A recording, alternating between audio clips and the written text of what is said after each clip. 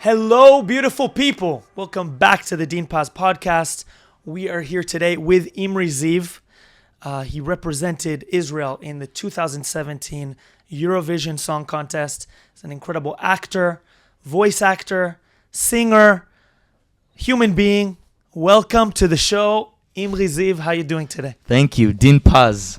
So we go way back. Yeah. I can't count the number of times where you helped out in different things for the acting center or for, different family things. Yeah, it was my pleasure. It's not helpful. It's not help to you. It's mine. It's my honor. Yeah. Thank you, brother. I appreciate you. We've go way back. Yeah. Met in college. Right. Right? Do you remember? I cannot forget that. Yeah, of course not. Yeah. Good times. We were young. We were partying. Now we're old. Yeah. I'm nervous, actually. First of all, don't be nervous. This is, It's my first podcast, by the way. First podcast. First podcast ever. Wow. Yeah, so It's a huge honor. it's a huge honor for me. It's a nice doing it finally, and I think it's the best way to start. It's here, so yeah. I feel like being on the Dean Paz Podcast versus being on the Eurovision stage with millions of viewers, obviously the bigger honor is this. Obviously, not only honor. I feel I'm more nervous than the Eurovision. Actually, Wow. Yeah. Can you kind of tell us what inspired you? Like, first and foremost, you're a singer. Yeah. You're a singer. First You of all, sing in yeah. Spanish. You sing in Hebrew. You sing in English. What inspired you to get into singing, and what started your journey? I think as a kid, I just fell in love with the stage. Not just singing, just to be on stage, just to perform, just to act, just to, make shows to my family and friends and do all this kind of stuff that kids do. But it just became really professional, and this is what I just fell in love with it, and it just what I wanted to do. So I started doing it as a young age, as drama school and, city bands, like a lot of entertainments in my own hometown, and then I learned it. I studied it in school and in the army, and the rest is history. Do you still feel the same kind of inspiration and the same kind of passion for singing that you did in the beginning? Yeah, even more actually. I can't live without it. In COVID, I wanted to. I didn't want to, but I thought of doing something else. Everyone had to, restart our life and think of what can we do to make our life continue and to get paid and everything. Let's be honest. So I went to do something else. I went to an advertising agency to work in for influencers, because this is what I am. And after 2 years that I was there, and I still sang, but I felt incomplete, that this is not what I want to do. This is not me. And I went back full-time singing and full-time working in this industry. This is my passion. This is my life. It's not easy all the time. As a matter of fact, it's never easy, but yeah, this is something that someone told me once, that this is something that chooses you. You don't choose it. Like in Harry Potter, the wand chooses you. This is the same thing. So yeah, I've been chosen. Someone else who feels that way and has that kind of, they're talented, but the road to success feels so far. What would you tell that kid that just has that dream of being a singer, no matter all the barriers and obstacles that are in front of them? What would you tell them? How should they approach this kind of dream? It's hard for me to say, because I don't feel like a big star or something like that. I'm not, and I'm just doing what I like, and like this little kid who wants it. I'm still this little kid, and I'm trying every day to succeed and to have more success and to make it forward, and to make even bigger. But the one thing I can tell him that just keep on doing what you do and study hard in, like, if it's vocal lessons, if it's acting lessons, learn from others, but keep your own voice and keep your own personality. But yeah, just if someone wants it really really badly, just don't use it as a hobby. Just just work on it. That's what I can say, because this is what I did. A lot of people ask me after the next star, after Rising Star, Kochav Haba, give us notes. What we want, we're going to the next star. How should we act? What should we do? And the one thing I told them, if you don't think you're gonna win, don't go. This is my thought. I don't want it to sound arrogant or something like that. I didn't know I'm going to win, but I didn't go there for the experience. I didn't go there to, okay, maybe people will know me or something like that. I went there to have my career, and this is what I tell them. And when you went, how sure? Like, did you think you had a chance? Did you think you're gonna? Well, how did you go into it? I thought I had a chance. It was a small season. It was like a really short one, which was amazing for me, because I didn't need to have all those eliminations and too much stress, because it was stress enough already. And I thought I had a chance, but they brought many amazing singers there, also very famous singers there, like Diana Golby, who won Kochav Nolad before, and Julieta, who's a famous singer, and many other voices, different voices. And I'm kind of person that takes everything to his heart, and I'm very aware, and I think all the time of the bad things. So I mean, it's not a good thing, but I mean, this is what happens. And I was afraid. I thought that they are more talented, more really more willing to win this. And I all the time looked at the the comments in social medias and the numbers of views, and I saw that my views are less than others. But in the end of the day, I won. You won, bro. Yeah, you freaking won. Yeah, and you represented Israel in Eurovision. Yeah. On a stage in front of literally millions and millions and millions. How can you describe the feeling of how that was to actually be there in that moment, in the Gmar, Revva Gmar, Chetzi Gmar, like I mean, in Eurovision. Yeah. Talk to us. We don't understand. Like, who's gonna understand that? Who can relate to that? No, that's what that's why I'm thinking, because you can ask Bad Bunny in the Super Bowl. Maybe that that feels the same kind of But no, I think it's even more. But But how did it's really that's what I'm thinking, because it's hard to describe. It doesn't look like anything else, and for an artist. Not even for the main singer, because I started my Eurovision journey 2 years before. I did backing vocals for the two representatives before me, and even then, when you go there for a dancer, for a backing artist, for a producer, for whoever, it's the biggest thing ever. It's the biggest thing in this profession. And it's nothing like it, and especially when you go as the main singer, as the lead singer, as the representative, that everyone knows you. And being in Eurovision, there's nothing like it.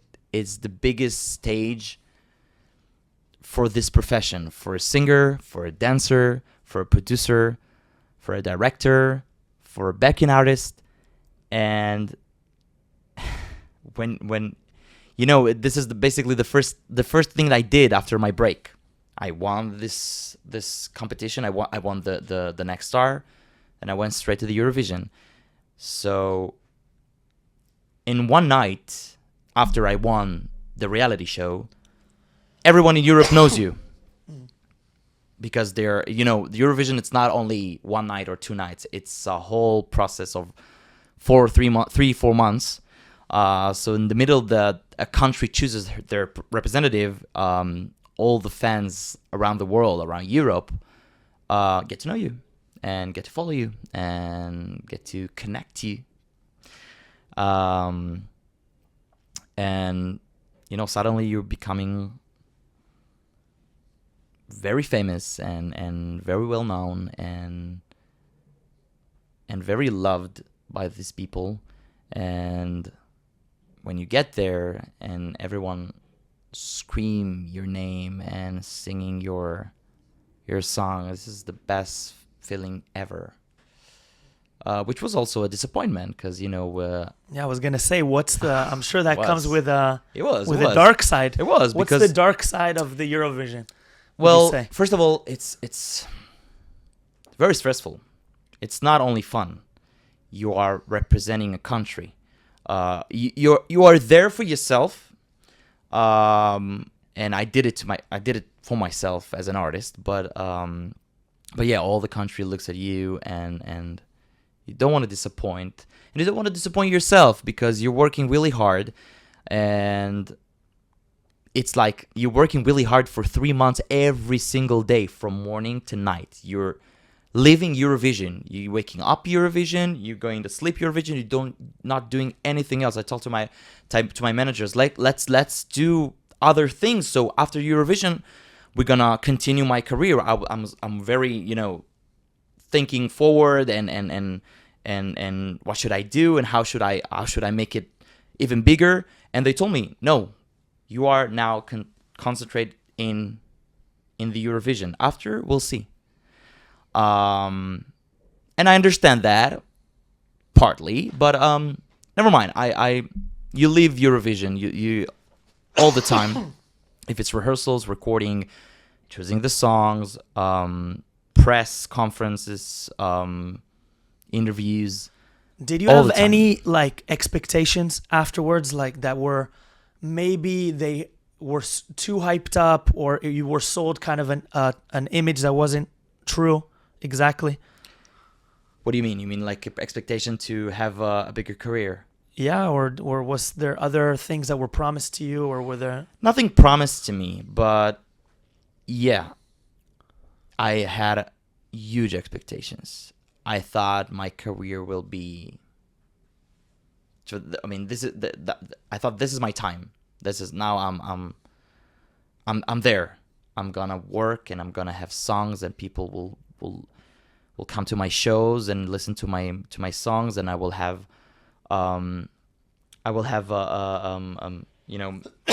movies and everything, and in the end of the day, it's not like that, because this profession, no matter how high you get,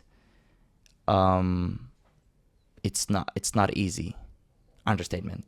And if you don't have also the person with you, not a person, just an army around you to take you forward. Of course, you don't need to sit quietly and not doing anything. You need to have this ambition and the power to take everyone with you, but you need this team and this back to push it. And I think I stayed alone a little bit, and that's it. You had certain challenges, but there were in more recent memory, since October 7th and the war. We had Yuval Rafael and Eden Golan dealing with extreme anti-Semitism. Now it's very topical because they're calling for a boycott of Israel in general in the Eurovision. What are your thoughts about that? How do you think that we can overcome that kind of prejudice against Israelis or Jewish people in participating in Eurovision, just because of who they are, their religion, their nationality. And did you experience anything like that yourself? So let's split this answer. First of all, yes, of course I experienced it. It happens all the time. Of course, not in the level of what we have experienced the last 2 years, obviously. But yeah, all the time there are protests about Israel, of BDS, and every year the Israeli delegation goes to the country who's hosting the Eurovision with bodyguards. I had bodyguards in Ukraine. I was in Ukraine. It was before the war with Russia, and I had bodyguards around me when I walked down the street. And every time people ask you about politics and about things and about that, and it happens all the time. Let me say, first of all, about Yuval Rafael and Eden Golan, that, of course, it's horrible what they had to experience, boos and boo screaming in the audience and everything, and a lot of comments from people around the world. But in the end of the day, as artists, it made really good. It made good for them because it put them on the lines on. It gave them a good title, In the end, they had a good rank in Eurovision, and the song was very well known in Israel and in Europe. So are you saying that it did, in terms of that specifically, more good than harm for their careers? For their careers, absolutely. Because it gave them also kind of like because a subject matter that unites people more. Yeah, there was on front. They were all the time in front pages. Mm-hmm. Here, there, when they have now a career here, because they were so successful in Eurovision, because people were talking about them all the time. Of course, they had great songs. I think that, for example, Eden Golan, the songs that we send, Hurricane is the best song Israel ever sent to the Eurovision. Wow. No, better than Abani B, oh boy. Absolutely. This was 40 years ago. Regardless the war, regardless everything, as a song. And I think Eden Golan is one of the best singers in Israel. So, of course, it's not only because of what happened. I truly appreciate them as artists, as singers, and their songs, also Yuval Rafael. So yes, they are talented. It's not that I'm saying they're not. I'm saying it in a good way. It helped to their career, and it's good because this is life, and it's wonderful. I recently, like a few days ago actually, I landed in London because I'm performing there, and like a big radio station wanted to interview me about this topic. And I just landed, and they put me on the phone and interviewed me, and they asked me exactly these questions. What are my thoughts? And the thing is that it's heartbreaking. It's heartbreaking because people don't want us, basically. I'm not talking about politics. I'm not talking about who did what. Just don't want us. And it's really hard. I'm walking down the street in the UK, in Spain, those countries I love the most, and I'm afraid to talk in Hebrew when I'm talking on the phone.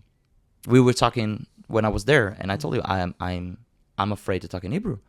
This is horrible. I never had to experience this. I never had to lie about where am I from. Just for example, I'm going with an Uber, and they're starting talking, and they said, "Where were you from?" I cannot say that I'm not from Israel, and it's hard. Yeah. Do you think that what do you think is going to happen with the final decision? You think they're going to be able to? Well, first of all, they already decided Israel is participating in the Eurovision, which is amazing. Mm-hmm. What hurts the most is there are a few countries that decided not to participate because Israel is participating, and in that way they basically saying that Eurovision is a political competition, which is not. It's not supposed to be. It's not supposed to be, but it kind of has been, right? In certain ways, like Ukrainian candidates have been more because of this, because of the war, and so try not to do it. This is your chance not to do it. Concentrate in the artist. I'm saying, okay, those artists like me, most of them, not everyone, but most of them, it's the first thing that they do as artists. You know, it doesn't matter. Even as artists that work many years in the industry, this is basically the biggest thing that they will ever do. Let them do it. Let them, I mean, even if in those countries that cancel their participations, let them say their voice. Let them make a career. Let them have this experience. We are not our government, okay? This is not a government competition. This is artist competition. Yes, it's countries, but why do we have to take the things that happen in those countries and use them as something against it? You know, absolutely. This is my thought, but I mean, I'm not in Eurovision anymore. It's not my to decide. I got you. Well, you had and if you don't feel comfortable talking about it, it's fine. But you had a big announcement breakthrough in 2023. How do you know the year? I do my homework, man. Wow. Okay. I do my homework. What do you mean? Yeah, I did. You had a big announcement. Right.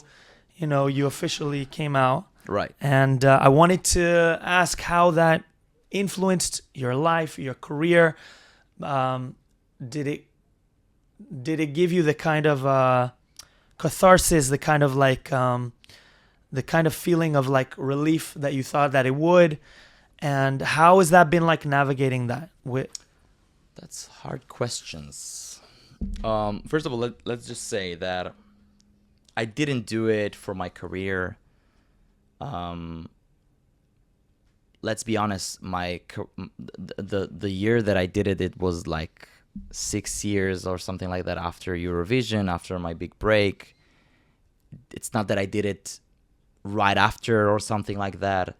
That it could made more influence about that. I did it to myself.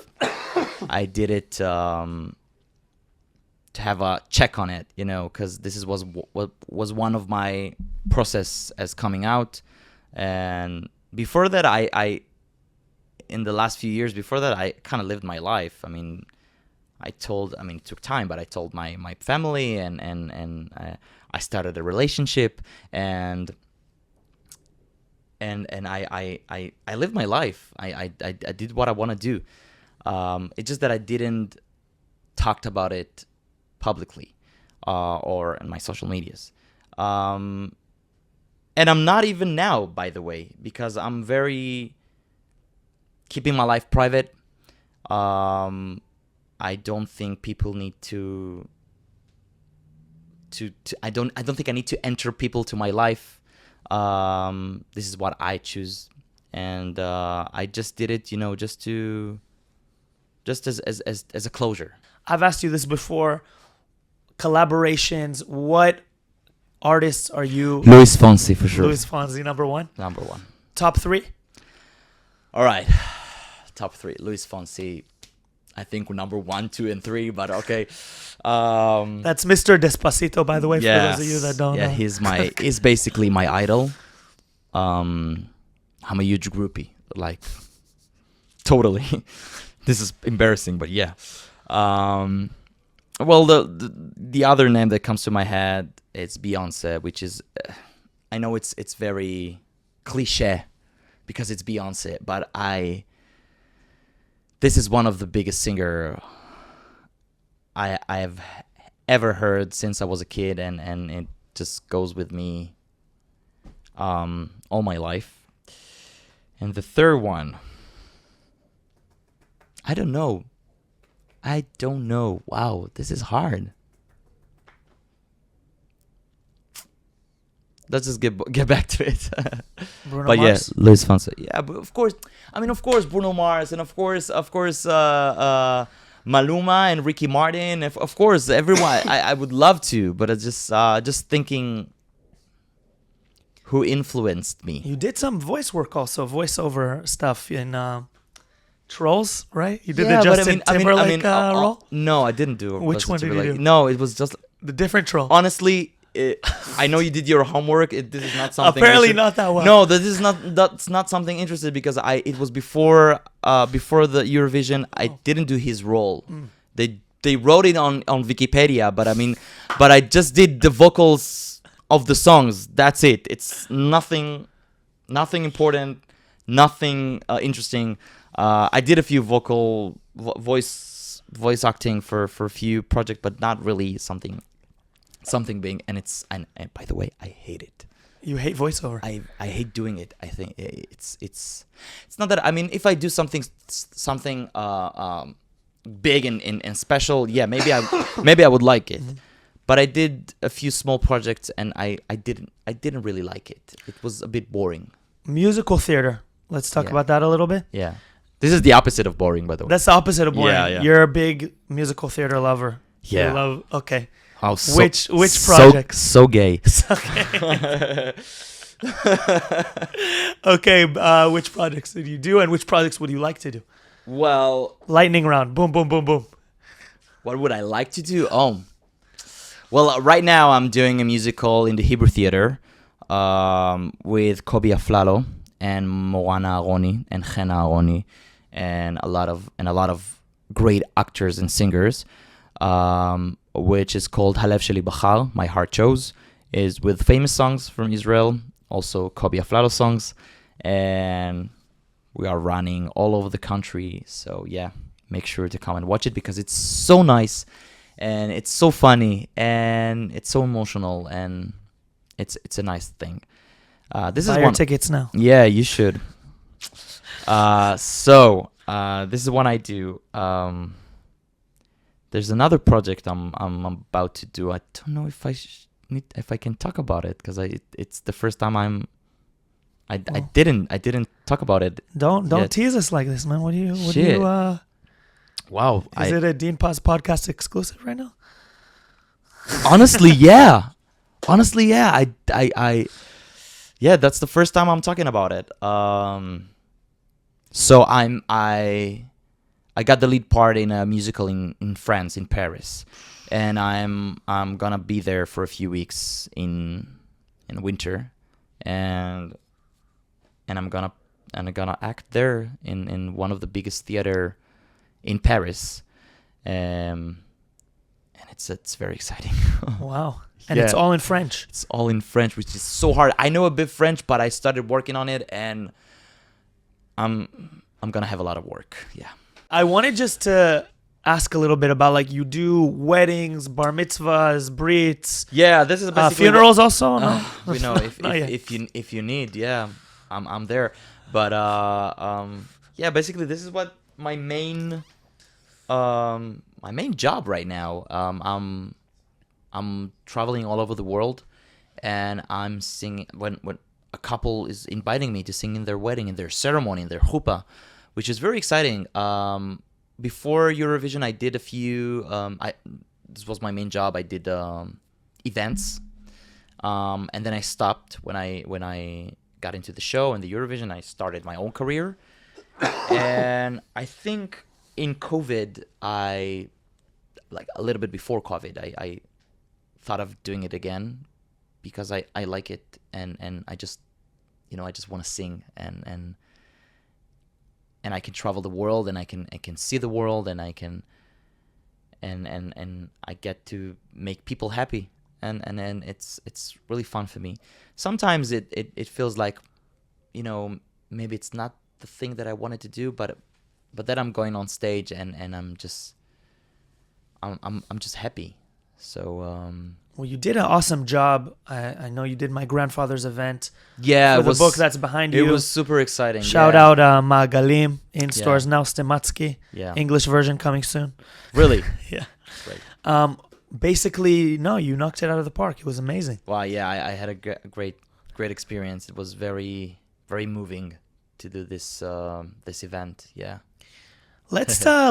Let's rewind for a second. For what? We studied together Yeah, What- we didn't kind of. I mean, we started. We Then started I and then- switched. yeah. But we stayed buddies. Yeah. We stayed buddies. Yeah. But is there anything? Did I change in this time? I mean, like it's been a long time. Like what? 9 years? No, I 10 think more. years? It was I'm aging myself like crazy now. 2015 to 2018. I still feel young, bro. Is that crazy? No, it's not crazy because I feel the same. I don't feel like I'm 34.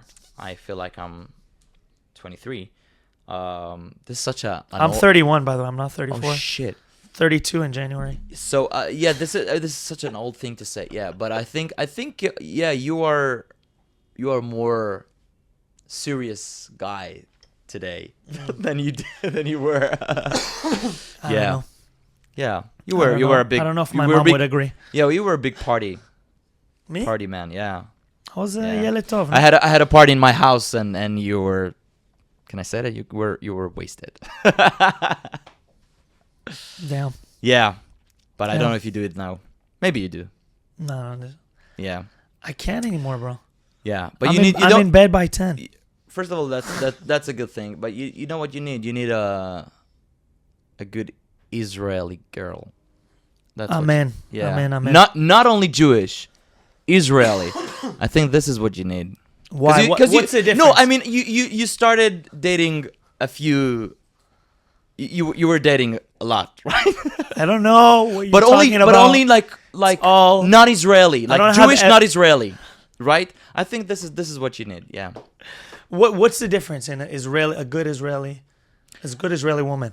I think, well, I'm gay, so I can't really say, but I mean, I think this is the character you need in your life. Yeah.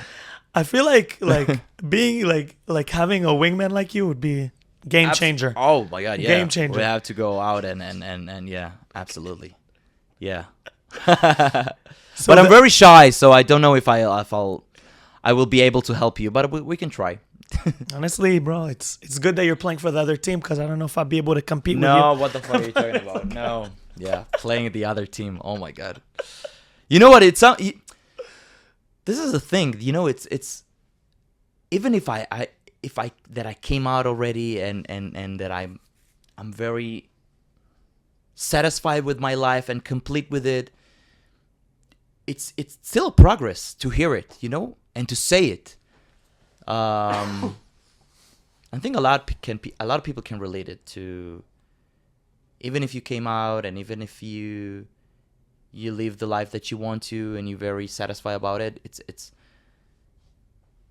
the fact that you were dealing with a lot on this subject, and it took me time, to accept myself. And when I was a kid, I got a lot of bullied about this subject, even if I didn't know I'm like this. It affects in your older life, and I think I thought about it that it's hard for me to say, hey, I'm gay.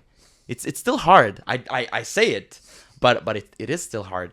I think I'm still in the process, I think it comes with like a lot of connotations that are not necessarily related. Like, Right. it's such a widespread word. It can mean everything. Exactly, you know? and it's not defining me, Yeah. And I'm the same person I was before. I think I'm more open, in with people and everything. But yeah, totally. Did you feel like your life changed dramatically since October 7th and after? Well,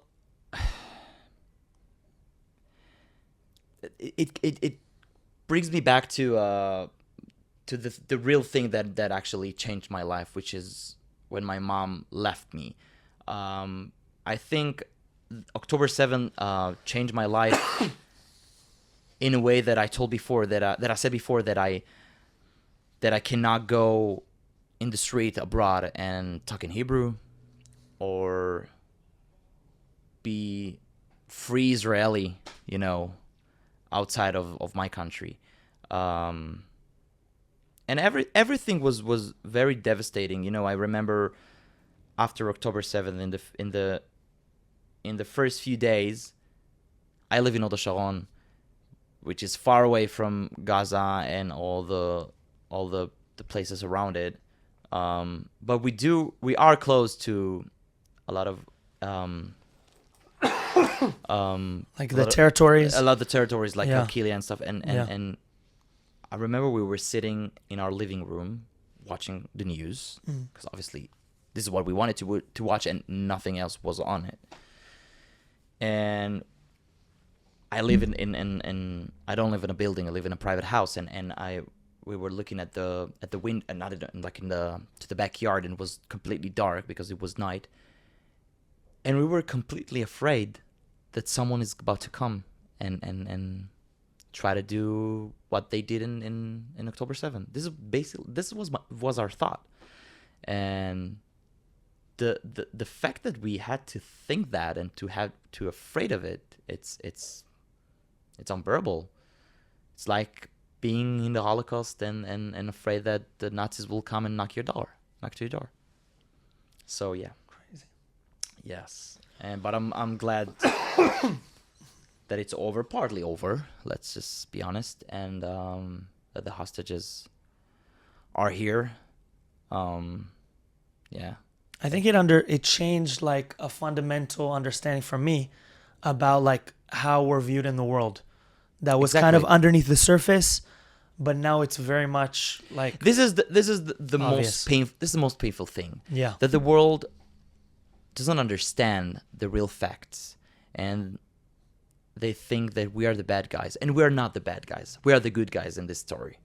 And I know that Israel is a strong country and Gaza is very poor, and sometimes it looks like when you know, in a movie, in a Hollywood movie, when the protagonist is the soft one and the antagonist is like the exactly big strong government with whatever. But exactly. So, but it's not the real life. I just want to say, like, what would you do if you were in America and Mexicans came in, killed, 12,000 people? The next day there wouldn't be a Mexico, Exactly. So it's just it's common sense. It really, like, there's so much ignorance out there right now, and waves and waves and waves and waves of ignorance. I would love to like show a real face. That's also, the podcast is about showing real people that are living real lives, making, waves in society, in culture, in music, politics, the arts, everything, and showing kind of like who we are, regardless of what they say in the media, the news, just talking to people and showing a real face of people. Yeah, I you know what? I think it's super important. Honestly, I hope it will help, because I think people are they have so much hate in the world, especially for us, and it's hard. It's really hard because we are the same as everyone else, and we are fighting. We don't fight civilians. We are fighting a specific organizations wants to kill us and wants to kill everyone else. That's it. One of the uniting factors is, music unites people. Exactly. Music unites us. United by music. This is the slogan of the Eurovision.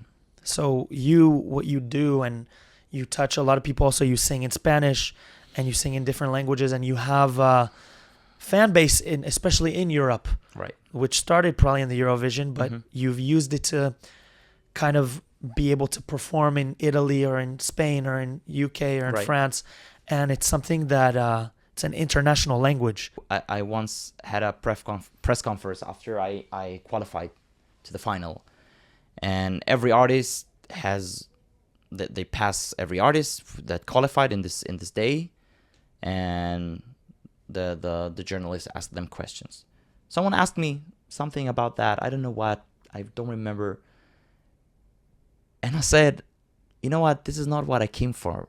I came for the music. I came for people to know me as an artist. And I want for 3 seconds, because this is the length of the songs allowed in Eurovision. 3 minutes, sorry. And I only want for 3 minutes to people forget about their problems, forget about the worries, and just have fun. And I really hope, maybe again, it's a cliche and it's naive, but I hope that people will want that too. Okay, that brings us to our game segment. We are going to play Basa or Sababa. Shit. Cue the applause. Nothing happens. Okay, so underneath your chair, you have a sign. That's it's a panel. It's one side says Basa, one side says Sababa. We are doing Eurovision song version of Basa or Sababa starting now. By the way, is it only Israeli songs? It is not only Israeli Okay. songs. Thank you for asking. Because I don't want to hurt anybody, you know. Listen, the opinions are uncensored here, okay? So we're playing truthfully right now. Okay? I know, yeah. We love everybody. We appreciate everybody. There's beauty in all things, but Right. we got to give the people what they want. Okay. You know? Basa or Sababa. Yeah. The first one is, and tell us why, yeah? Right. Dana International Diva. Absolutely. Sababa, Sababa. okay.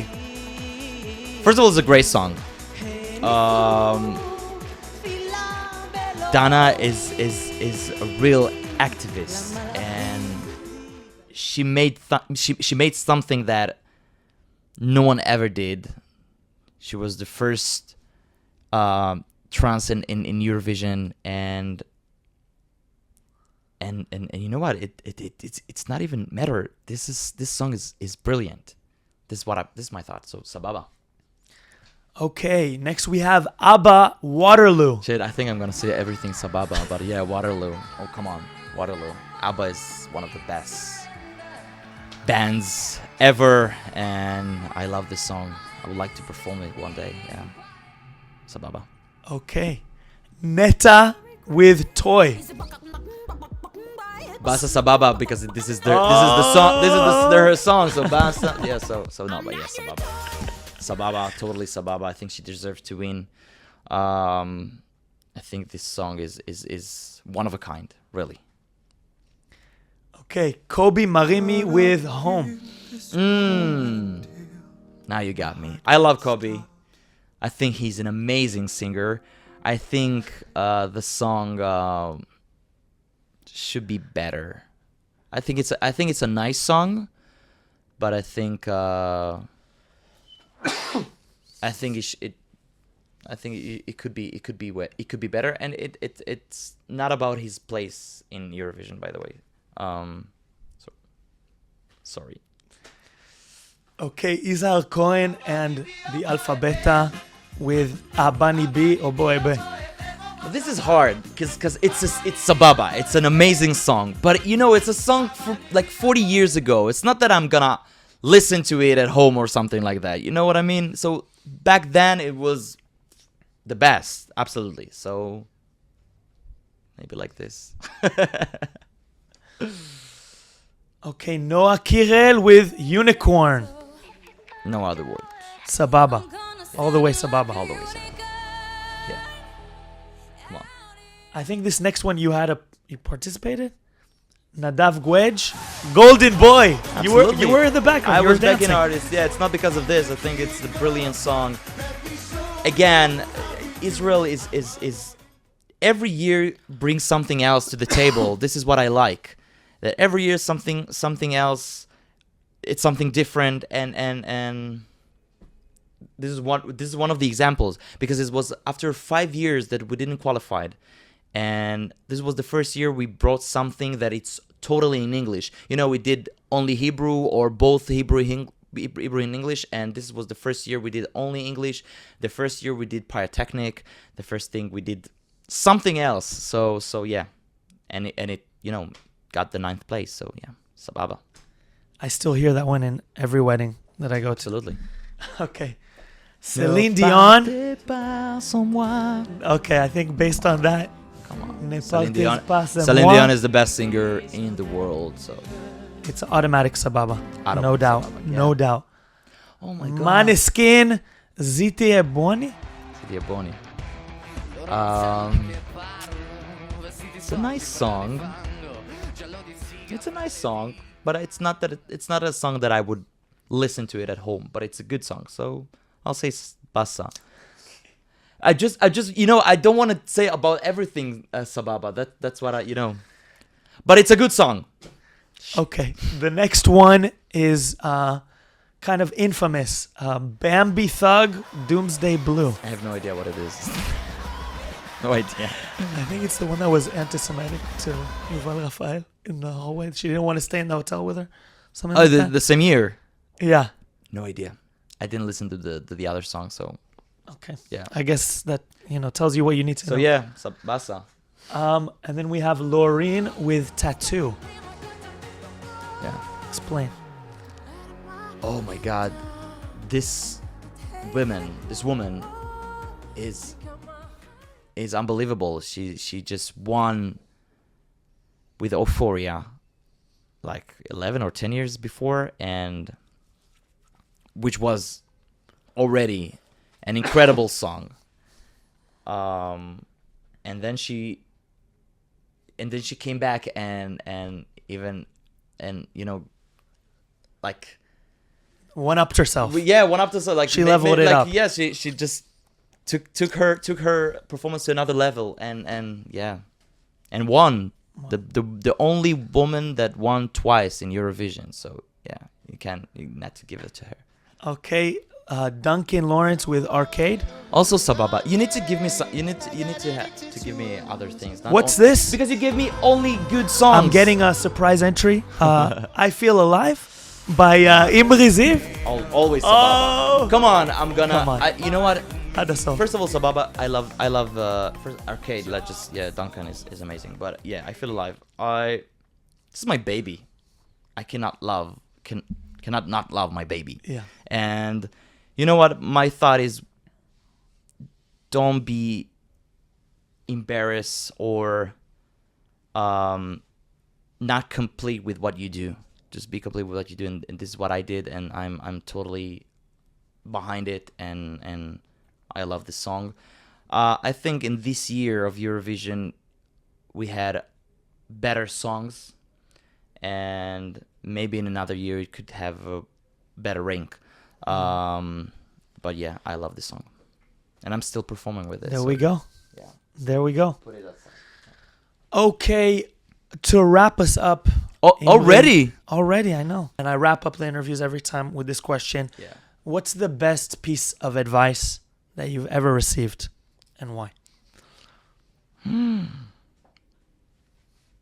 From my mom. Which, by the way, passed away 3 years ago. And Zechona lebracha. yeah, thank you. And she always said, say thank you of what you have and say thank you of what you don't have.